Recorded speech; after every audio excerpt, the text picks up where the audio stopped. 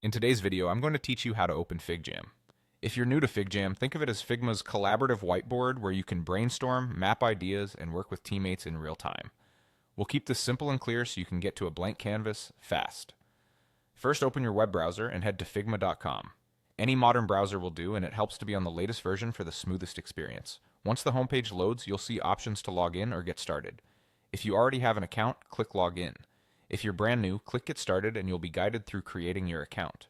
Both routes are quick and you'll end up in the same place. I'll use a Google account to sign in.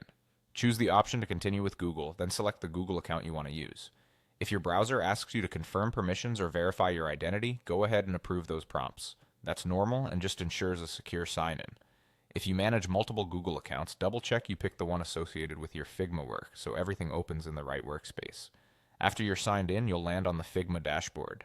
This is your hub for files, projects, and recent work. Take a second to let the page fully load. At the top right, look for the FigJam option. Click on FigJam, and Figma will take you directly to a new blank FigJam file. That's your canvas, ready to go. You should now see a clean workspace with tools along the left like sticky notes, shapes, connectors, and text. Along the top, you'll find options to rename your file. Go ahead and give it a clear title so you can find it later. Your work saves automatically, so you don't have to worry about losing progress.